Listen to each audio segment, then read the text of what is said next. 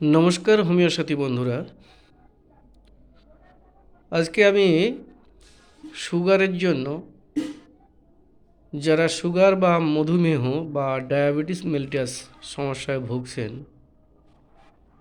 Sugar নিয়ে যারা দীর্ঘদিন ধরে ভুগছেন তাদের জন্য একটি গুরুত্বপূর্ণ মেডিসিন আলোচনা করছি। সিজিয়াম জাম। সিজিয়াম জাম বা সিজিয়াম জাম বলে নাম। সিজিয়াম জামল সিডস এনলেক্সিং একটি প্রিন্সিপাল, অর্থাৎ জাম বীজের উগ্র বীজ।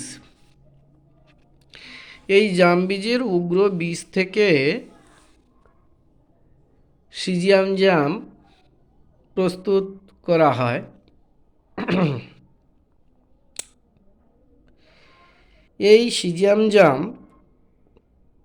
ঔষধটি আমাদের রক্তে চিনির ভাগকে বৃদ্ধি করে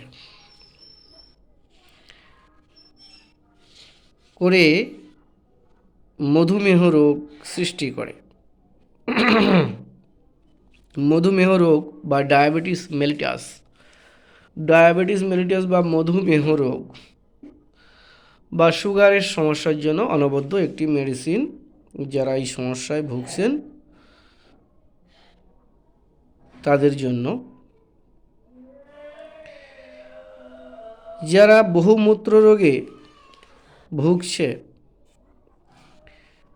তাদের জন্য ঔষধটি অত্যন্ত উপযোগী।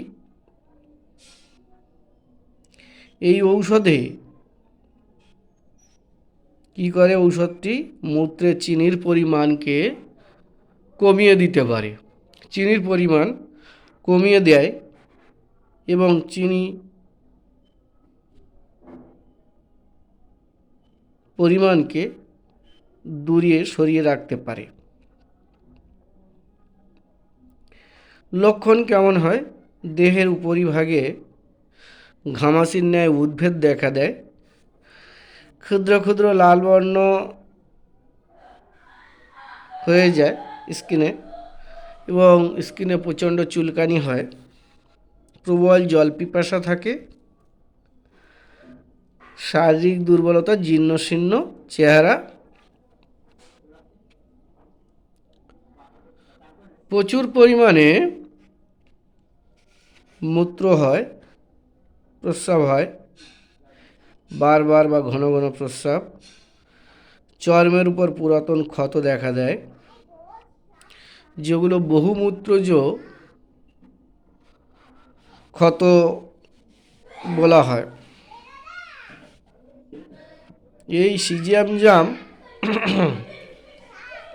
বীজ চূর্ণ করে যদি 10 গ্রাম মাত্রায় দিনে 3 বার যদি কেউ খায়, অর্থাৎ ডায়াবেটিস মেলিটাস পেশেন্ট যদি সেবন করে, তাহলে কিন্তু তারা সুগার থেকে বাঁচতে পারে।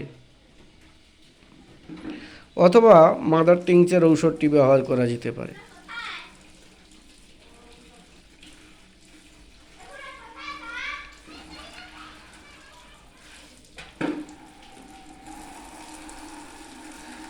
কি হয়, মধুমেহ রোগে বা ডায়াবেটিস রোগে নিয়মিত বারবার ব্যবহার করে ঔষধটি দেহে বা রক্তে শর্করার পরিমাণকে স্বাভাবিক করে দেয় এবং মূত্রে শর্করা দূর হয়।